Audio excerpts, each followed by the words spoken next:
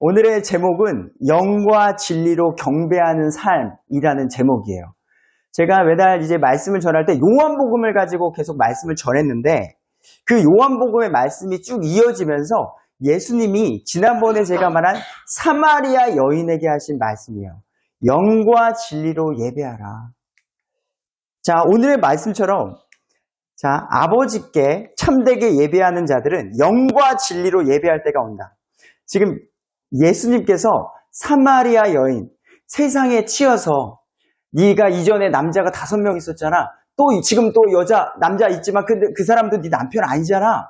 그러면서 자기의 아픔, 모든 아픔을 다 알아내시고 그 아픔을 헤아려 주시고 위로하여 주시고 그 사마리아 여인이 눈물을 흘리면서 할 때 이제는 영과 진리로 저 성전에서 드리는 예배가 아니라 영과 진리로 예배할 때가 온다. 또 그러한 자들을 찾으신다 라고 우리에게 말씀해 주고 있다는 거죠.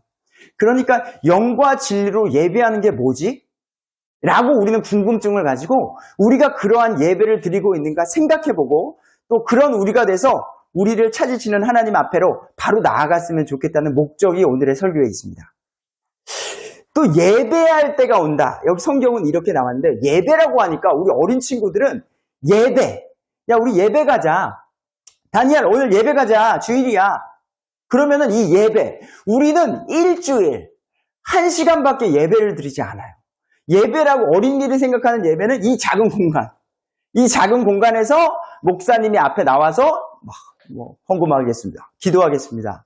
막 이런 말 하시고, 누구 찬양하고, 이것만 예배라고 생각을 하는, 오해하는 사람들이 있다는 거죠. 원문적으로 말하면 이거를 영과 진리로 경배할 때가 온다라는 경배. 경배라는 것은 우리의 삶 속에서 사마리아 여인이 이제 예수님을 만났죠. 예, 니고데모도 마찬가지고 예수님을 만나서 본 어게인 됐죠. 그리고 나서 우리가 숨 쉬는 그 모든 것에 하나님을 경배하는 그 모습을 우리에게 바라신다는 거예요. 그럼 그게 뭔지 한번 고민 속에서 들어가 보도록 하겠습니다. 요한복음은 예수님의 신성을 나타낸다고 했고 믿는 자들은 구원을 받고 영원한 생명을 얻는다고 했어요. 자, 물어보겠습니다. 여러분들은 예수님을 믿고 구원을 받으셨나요? 예, 마음속으로 아멘도 좋고 입속으로 아멘 하셔도 좋아요. 그렇다면 우리는 정말로 여러분들의 마음이 믿음의 고백이 사실이라면 우리는 영원한 생명을 얻었죠. 그리고 나서 우리는 이제 영원한 생명을 얻은 가운데 이 세상을 지금 살아가고 있어요. 학교를 다니고 있고요.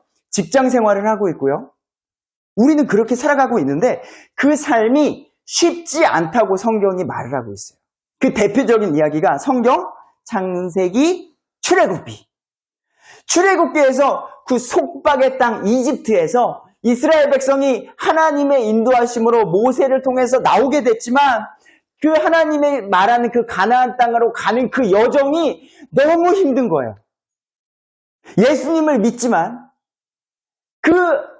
예수님을 믿고 나왔지만 그 여정이 너무 힘들어 40년 동안에 그 땅에 가나안 땅에 1세대들은 잘 못 들어갔다는 거예요. 대부분이.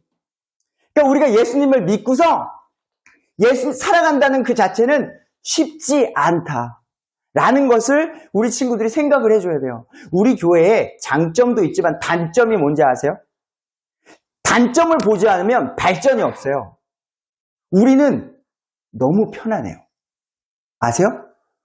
이 예배당이 너무 쉽게 여겨질 수 있다. 집에 있다가 시간 됐네? 그냥 가야지. 몸의 단장, 마음의 단장, 기도를 맡은 분들은 기도의 단장, 찬양 인도자들, 찬양하는 사람들, 이러한 것들에 대한 부담감을 가지고 큰 교회들은요, 그런 게 좀 있어. 하나님에 대한 그런 부담감인지 사람들이 많으니까 사람들 앞에 서는 부담감인지 그래도 큰 교회들은 그런 부담감이 있다는 말이죠. 근데 우리 교회는 되게 편안하게 올 수 있어. 사무엘은 예배 드리러 가자. 계단 내려가야지. 이 작은 공간. 그러니까 우리 어른들은 그나마 그런 훈련이 되셔서 다르실지 모르더라도 우리 어린 친구들에게 있어서는 너무나도 하나님에게 나오는 이 공간이 너무나도 쉽게 생각되어질 수 있는 오해의 소지가 있다라는 거죠. 자, 우리가 예수님, 하나님을 진짜로 믿고 영과 진리로 예배하는 것. 자, 요한복음의 이야기를 간단히 요약해 볼게요. AD 90년경, 요한계시록이 96년경 완성이 되고 요한복음 90년, 이제 예수님의 역사 끝부분에 침례자 요한이 나타나죠. 그래서 예수님께 침례를 주면서 예수님이 공생의 사역을 시작하는 이야기가 요한복음에 시작되고 제자들을 부르시면서 이제 내가 십자가를 지고 이 세상을 떠날 것인데 성경은 완성되기 전이고 나를 대신해서 예수님을 대신해서 복음을 전할 자들을 예수님이 모아주시고 가나안 혼인잔치에서 첫 기적을 일으키시면서 내가 하나님의 아들 메시아다라는 것을 드러내시고 그리고 성전에 가봤더니 이게 뭐예요? 예전에 성전에서는 내 죄를 씻고 나의 잘못을 고백하고 하나님과 단절된 나의 관계를 회복하시는 좋은 곳이었어요. 그곳에 가면 누구 힘들었어? 위로해 줄게요. 그런 곳이었다고요. 의미적으로 오늘 힘들었어? 삶 속에서 힘들었어? 그곳에서 이 예배의 장소는 위로해주고 함께해주고 눈물 흘려주고 그런 곳이었어요. 하나님과의 회복이 되는 곳이었는데 거기서 장사하고 있는 거예요. 장사하고 있는 여기서 못 팔고 그러니까 예수님이요, 우리가 생각하는 어린이들 예수님은 어땠을 것 같아요? 예수님 되게 온전하셨을 것 같아요. 되게 멋있어서 목소리도 할렐루야 막 이럴 것 같고 애들이 생각하는 예수님은 그렇다고요. 예수님이 여기서 상을 엎어버렸다니까. 나 그런 사람 보면 무서울 것 같아요. 상을 엎어버렸어요. 그런 예수님이 있었다고요. 그런 모습의 예수님. 그러면서 또 니고데모를 만나서 우리 다시 태어난다. 그 말씀을 이제 해주시고 니고데모는 유대인이었죠. 유대인에게 나타나서 또 본 어게인 새롭게 태어나야 한다라고 얘기해 주시고 또 누굴 찾아 만났다? 사마리아 여인. 이젠 이방 여인을 만나시는 거예요. 유대인도 만나시고 이방 여자도 만나시면서 복음이 땅끝까지 우리 사도행전 1장 8절의 말씀처럼 예루살렘과 온 유대와 사마리아와 땅끝까지 복음이 전달되도록 예수님이 움직이고 있는 이 시점에 사마리아 여인에게 이제 말하는 거예요. 새롭게 이제 나를 믿게 됐냐? 너 이제 사마리아 여인이 가서 예수님을 전했더니 수많은 사람들이 따랐더라고 4장에 나와요. 그런데 그 사람들에게도 말하는 거예요. 그러면 나를 따른다는 것, 예수님을 믿는다는 건 영과 진리로 경배하는 거라 라고 말씀하신다는 거죠. 영과 진리로 예배할 때가 오고 그 사람을 찾으신다.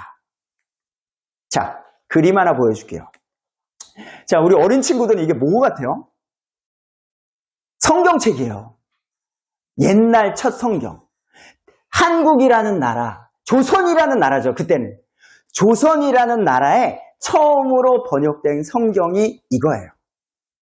자, 성경은 원래 히브리어와 헬라어로 되어 있습니다. 그리고 신약은 그리스어로 되어 있어요. 그리스어 중에서도 코인의 그리스어.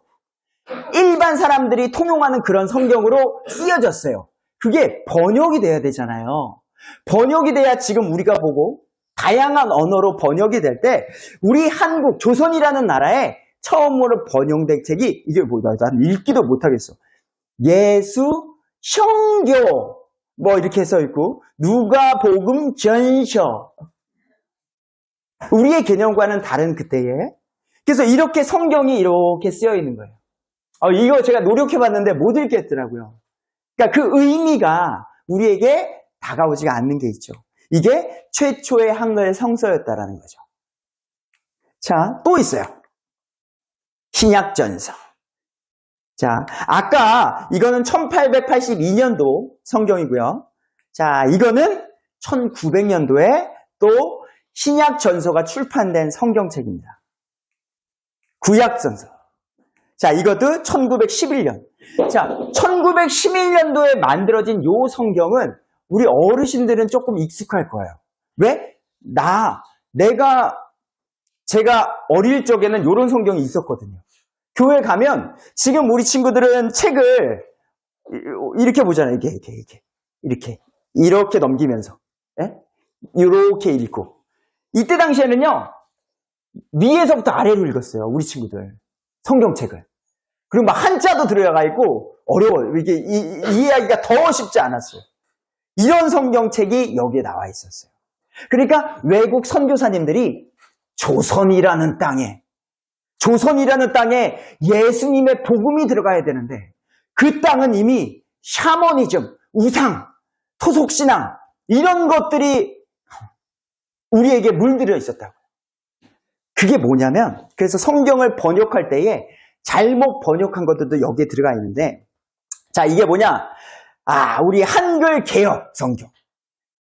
개역 한글판. 성경이에요. 1952년. 자, 역사적으로 들어가 보도록 하겠습니다. 1952년에는 어떤 시대였죠? 일제강점기가 끝나고 나서, 이제 1950년 8월 15일 대한민국이라는 나라가 생기기 이전. 광복. 그 후에 이 성경책이 쓰여졌어요. 그 당시에 우리 사람들의 문화 수준을 이해해야 돼요. 그게 뭐냐? 짜잔. 옛날에 개역 한글은요, 이렇게 번역이 됐었어요. 신령과 진정으로 예배드려라. 그 당시에는 우리가요, 달에게 빌고요, 물 떠다 놓고 빌고 막 이렇게 전쟁 나간 내 아들 살려주십시오. 병 들어있는 내 부모님 살려주십시오. 하면서 어떤 샤머니즘적인 막 그런 것들. 아들 낳고 딸 낳으면 막 문 앞에다가 고추 걸어놓고 막 그런 미신들이 많았던 나라예요. 근데 이것을 번역할 때에 신령과 진정, 이런 어떤 인간의 열심, 어떤 내 마음의 진심으로 번역을 하게 된 거예요. 그때 당시에. 신령한 어떤 건, 산신령님, 이런 건가? 진정, 나의 간절함. 그래서 저 어렸을 때 많이 노래 불렀어요. 때가 참에 아버지께 신령과 진정으로 예배드리네. 그러면서 진정으로 막 예배드리네. 그게 진짜 예배구나 막 하면서. 근데 이러한 모든 것들이 왜 이렇게 쓰여졌느냐? 선교사님들이 오면서 이게 조선의 문화였어요. 이게 1950년대에 우리의 문화가 이런 거예요. 내가 바라는 그 모든 것들을 정한수 기도라고 합니다. 그때 당시에 하나님을 모르고 할 때에 새벽물을 뜨는 거예요. 새벽물. 정한수라고 하는 건, 자, 우물이 있잖아요. 우물. 지금처럼 물 틀면 나오는 게 아니잖아요. 우물을 뜨는데 한 번 누가 목마르니까 우물을 딱 뜨는 순간 그 물의 파장 때문에 밑에 찌꺼기들이 올라오게 돼 있어요. 그러면 약간 이제 더러운 것들이 섞일 수도 있겠죠. 그러면은 그 더러운 분빗물이 가라앉을 때까지 기다려야 되는데, 이 정화수 기도는요, 새벽에 몇 시간 동안 밤새도록 분빗물이 가라앉은 그때의 천물을 떠서 그것들을 항아리 위에다가 올려놓고, 여기 달이 있으면 그 달빛이 정화수에 반사돼서 내 눈에 들어오게 하는 거예요. 이 과정을 거치는 거예요. 그리고 북쪽을 바라보는 거예요. 그리고 간절한 마음으로 내가 바라는 그것을 기도하는 거예요. 기도가 끝난 후에는 그 물을 들이킵니다. 이게 그들의 믿음이에요. 우리 샤머니즘적인 믿음으로 이 모든 것들을 행했다는 거예요. 물을 마시고, 그리고 이것을 남은 물은 동쪽에 꼭 버려야 되는 거예요. 지금 한국이 제사랑 비슷하다고 보면 돼요. 그렇게. 그리고 매일 반복해서 기도를 드리는 거예요. 이러한 배경 속에서 기독교가 외국의 선교사님을 통해서 한국에 오다 보니까 새벽 기도 같은 것도 어디에만 있죠? 한국에만 있는 거예요.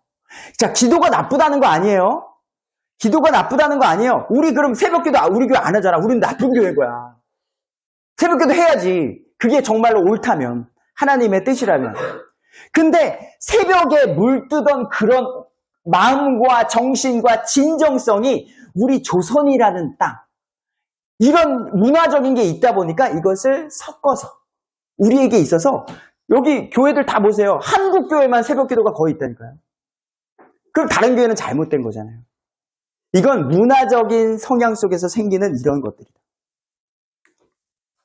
근데 이런 개역 한글에서 개역 개정으로 이제 1998년도에 개정을 했죠. 그때 이제 영과 진리로 바꿔서 바르게 성경이 번역돼서 나오게 됩니다. 그래서 연세 드신 분들은 신령과 진정이라고 배웠기 때문에 그렇게 말씀을 또 하시고. 자, 신령과 진정이 아닌 영과 진리. 우리가 이것을 기억해야 돼요. 자, 영과 진리로 예배를 드린다는 게 무엇이냐? 저번에 우리 인간의 삼중구조 얘기했잖아요. 몸과 혼과 영.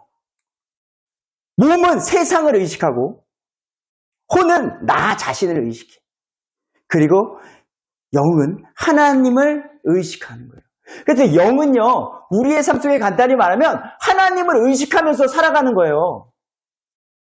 지금 이 예배 요 1시간 동안에는 제가 앞에서 설교자가 말씀을 전하고 찬양을 하고 하나님이라는 단어를 듣고 예수님이라는 단어를 듣고 막 이러니까 기도합시다 하니까 이런 걸 들으니까 우리가 이런 거지. 자, 이 공간을 나가자마자 또는 집에 가자마자 예수님 이야기 얼마나 하시고 하나님 이야기 얼마나 하시고 찬양은 얼마나 하시고 이런 거 직장 생활 속에서 오늘 일할 수 있음에 감사드립니다. 우리 친구들은 학교를 다니면서 내가 오늘 공부할 수 있음에 감사합니다. 이런 하나님을 의식하는 거. 아름다운 자연을 보면서 맑은 하늘을 요즘 보면서 예쁜 꽃이 피어나는 것을 보면서 하나님을 나는 인식하는가. 이 부분을 오늘은 생각해 보셨으면 좋겠다는 거죠. 그리고 영, 하나님을 의식하는 거, 진리가 그럼 사전적인 의미는 뭐냐? 자, 현실이나 사실에 분명하게 맞아 떨어지는 것, 진리. 쉽게 말하면 잘 변하지 않는 거죠. 변하지 않는 것. 보편적, 불변적으로 알맞은 것, 참된 것, 진실. 이런 걸 진리라 그래요. 그래서 우리는 하나님의 말씀이 참되고 거짓이 없고 진리라 그래요. 더 쉽게 우리 어린 친구들을 위해서 말하면 자, 이게 뭘까요? 2 더하기 2는 또 여기 누가 2 더하기 2는 귀요미 이러면 2 더하기 2는 4. 이걸 뭐라 그래요? 수학적 진리라 그래요. 안 변해. 옛날도 2 더하기 2는 4고요. 여기서도 2 더하기 2, 다양한 나라에서도 2 더하기 2는 4가 돼야 되는 거예요. 또 H2O. 그리고 수소와 산소가 만나면 뭐죠? 우리 어린 친구들은 모를 수 있을까요? 우리 티네이저. H2O와 이거 만나면 물이 되는 거죠. H2와 플러스 O가 만나면 H2O, 물이 되는 거죠. 이걸 화학적 진리라고 말을 해요.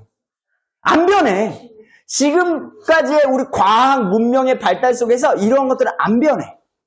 마지막 하나 더. 물은 높은 곳에서 낮은 곳으로 흐른다. 이 진리는 안 변해요. 혹시 지금 누가 물을 따랐는데 갑자기 위로 간다? 이건 뭐 놀라운 거죠.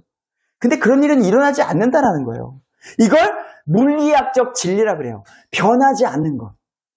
그래서 우리가 이 세상이 갖고 있는 그 가치관은 물론요, 성경이 말하고자 하는 진리가 있잖아요.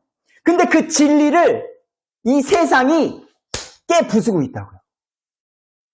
그래서 우리 젊은 친구들의 믿음과 진리를 혼동시키는 게 요즘 이 세상이라서 그 얘기를 제가 하려고 하는 거예요. 그래서 하나님을 인식하며 하나님의 뜻대로 경배하려고 노력하는 삶. 우리는 이거를 추구해야 돼요. 근데 이걸 너무 쉽게 생각한다고요. 쉽게. 그게 저는 오늘 얘기하고자 하는 거예요. 우리의 말, 생각, 행동, 관계 모든 삶이 온전하게 하나님의 뜻에 맞게 살아가도록 노력을 해야 돼요. 그래서 우리 어린 친구들에게 먼저 말하면 단어, 말, 야, 개 좋아. 개 기뻐. 이건 아니죠. 존나 좋아.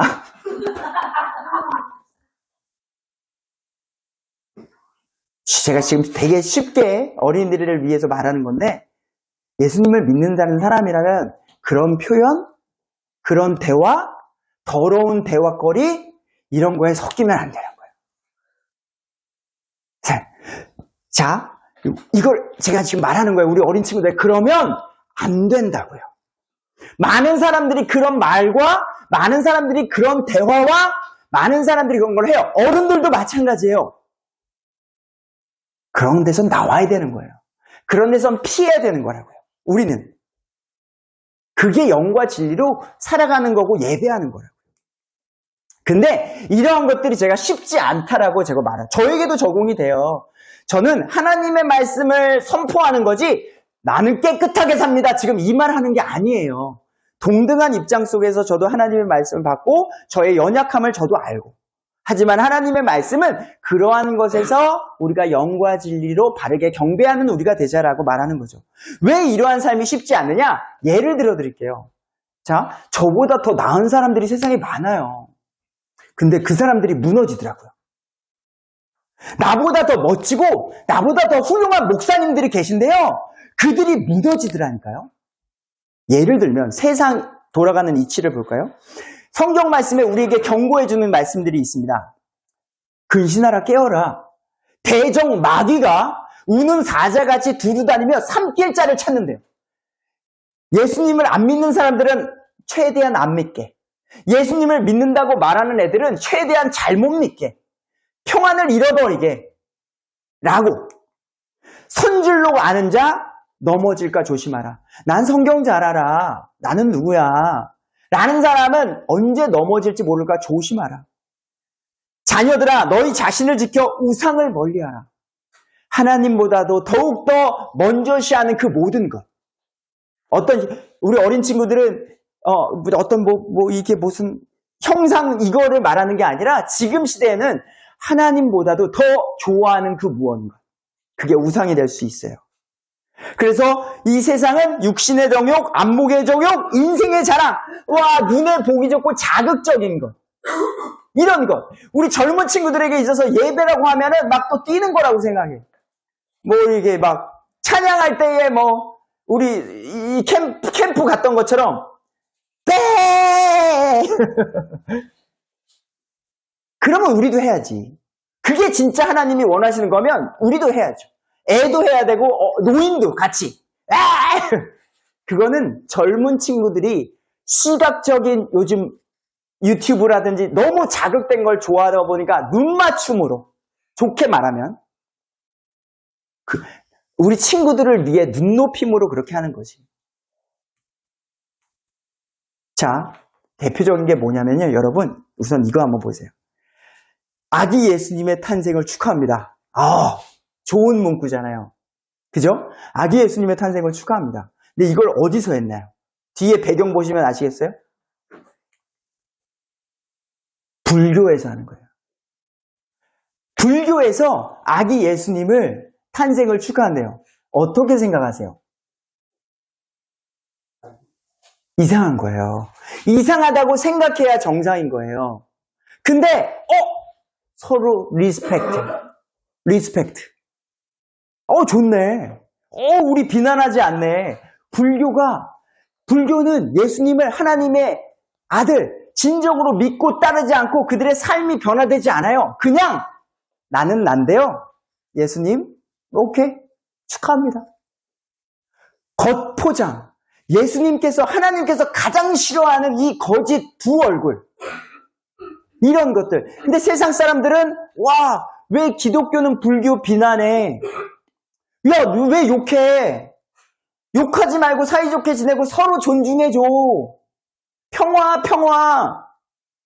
예수님은 성전에서 상을 엎으신 분이 우리가 믿는 예수님인데 왜 싸워요, 예수님? 불쌍한 사람 도와주세요 라고 하는 거라고요. 그러니까 그 진리를, 성경이 말하는 참된 그 진리를 인간이 그 문화적인 힘으로 깨부수는 거야. 하나님보다 더 위에 서 있는 거예요. 그리고 그런 평화적인 아름다운 모습으로 우리 젊은 친구들에게 들어가서 그래, 기독교는 너무 이기적이야 라고 우리의 생각을 고착화시키려는 거예요. 또 이건 최근에 있었던 일입니다. 최근에 사진 하나 보여드릴게요. 이게 사진을 보면 무슨 그림 같을까? 최근에. 자, 이거는 미국 연합 감리교회. 목사님이세요. 여자 목사님. 여자 목사님인데 레즈비언이에요. 이분이 여자분인데요. 남편이에요. 자, 미국 연합감리교회 유나이티드 메소디스트 처치 이 연합은요. 미국에서 두 번째로 큰 교단이에요. 두 번째. 남침례교회가 제일 크고요. 복음주의적으로. 그리고 그 다음이 여긴데 이게 이번에 통과가 됐어요. 통과가 돼서 감사기도 드리는 거예요. 감사기도. 하나님 감사합니다. 저 이제 목사로서 이제 여자끼리 부부가 되고 말씀도 전할 수 있게 돼서 하나님 감사합니다라고 이렇게 기도 고백을 하고 있다고요. 이곳에 여러분 이게 진리 여기서 우리는 이제 판단을 내리셔야 된다고요. 우리가 믿는 하나님은 이것들을 받아주시는 하나님인가? 지금 이 세상은 엄청 시끄러워요. 우리가 보질 않아서 그래요. 우리의 삶이 지금 다들 바쁘시니까 우리가 이런 것들을 세상이 얼마나 돌아가는지 모르시겠지만 엄청나게 빠르게 세상이 미국이라는 그 하나님의 말씀 위에 세워지는 그 미국이라는 나라가 이렇게 되고 있다. 감사 기도를 드리고 있어요. 통과됐어요. 한국은 안 그럴까요? 제가 그냥 간단하게 몇 가지만 준비한 거죠. 예. 그러니까 진리가요. 지금 무너지고 있다고요. 이거에 경각심을 가져야 돼요. 그러다가 어느 친구들이 교회에 있는 친구들이 이런 거 갖고 와서 그러다니까요. 미국에서 제일 큰 교회가 연합감리교회 거기는 오케이 해주는데 우리 교회는 왜 안 돼요? 나 떠날 거예요. 이런 시대가 오는 거예요. 더 크니까 규모도 더 크고 막 웅장하게 해요. 웅장하게 모여서 서로 사랑해주고 퍼포먼스를 해준다니까요. 드디어 하나님이 우리를 인정해 주셨습니다 하면서 그러니까 저 어린 친구들은 여기에 다 넘어가기 쉽다는 거죠. 더욱더. 그리고 또 최근에 이젠 한국 땅에 있었던 이야기. 자, 마지막 신호, 마지막 성도 데이비드 차라고 하는 분이세요. 아주 유명한 분이세요. 근데 또 문제를 최근에 일으키셨어요. 너무 유명한 분이에요. 세계적으로 이곳저곳을 다니면서 마지막 때를 이야기하면서 다니시는 분인데 이분이 그만 돈 문제, 여자 문제에 넘어지셨어요. 그래서 2시간 동안에 회개의 메시지를 전하는 시간을 가졌어요. 인정을 하시고 내가 가정이 있고 자녀가 있으신데 여자에게 또 돈에. 근데 그분이 전 세계를 돌아다니면서 막 이렇게 순수하게 얘기했다고요. 나는 겸손합니다. 나는 뭐 돈도 없습니다. 나는 뭐 가정은 이렇습니다라고 말하면서 그만 그런 아이들이 있어서 깊이 있게 얘기는 못하겠으나 넘어지고 말았다고요. 그러니까 이중적인 어떤 그런 모습들이 있어서 너무나도 가슴이 아파요. 그래서 지금 회개하고 사죄합니다. 이분의 성함이 이런데 너무나도 슬픈 거죠. 근데 제가 오늘의 주제는요. 제가 누구를 비난하고 이게 아니에요. 저는 우리가 여러분 바르게 알고 우리도 선줄도 아는 자 넘어질까 조심하라라고 말했고요. 우리가 영과 진리로 예배한다는 게 무엇인가 바르게 알고 자, 너 말고요. 딱 제가 또 이런 말 하면은 저 앞에 서가지고 하나님의 말씀 뭐 이렇게 전하면서 너는 어떤데 그건 제 문제고요. 우리 스스로가 나는 하나님 앞에 온전히 서 있는가? 라고 되돌아보면서 우리의 삶 속에서 영과 진리로 하나님의 말씀을 예스일 땐 예스, 아니올 땐 아니오라고 분명히 말할 수 있는 우리의 믿음으로 온전히 살아갔으면 좋겠고 어린 친구들에게 있어서 그리스도인으로 살아간다는 것 학생으로서 어떻게 할 것인가? 부모님들에게 나는 어떻게 대해야 할 것인가? 이러한 것들 고민하고 생각하면서 우리가 하나님의 뜻에 맞게 나아가도록 노력하는 우리가 됐으면 좋겠습니다. 결론 맺도록 하겠습니다. 자, 삶 속에서 영으로 하나님을 인식하자. 그래서 우리가 훈련이 돼야 돼요. 그냥 무언가를 보면서 옆에 있는 사람을 보면서 우리가 하나님이 만들어주신 귀한 사람이다. 인간적으로 보면 저 사람은 왜 저렇게 행동해? 저 사람은 왜 그렇게? 그런 것들에 너무 사로잡히지 말고 그냥 하나님 안에서의 그 사람을 볼 수 있도록 노력하시고 진리, 하나님의 말씀을 제발 바로 알아서 아까 그 목사님 저보다 유명한 여자 목사님이세요. 연합교회 대표 목사님이시라니까 나보다 유명해요. 근데 저랑 믿음관이 달라요. 저는 그거를 아니라고 생각하는데 절대 아니라고 생각하는데 그분은 불쌍히 여기고 인정해달라는 거예요. 우리 하나님은 사랑의 하나님이니까. 그러니까 우리는 진리를 바르게 제발 이 목사님 말하는 게 달라요. 그 바르게 판단하세요. 맑은 정신을 가지고 성경을 바르게 보시고 그리고 우리의 삶 속에서 영과 진리로 경배하고 예배하는 우리가 되길 간절히 소망합니다. 기도하겠습니다.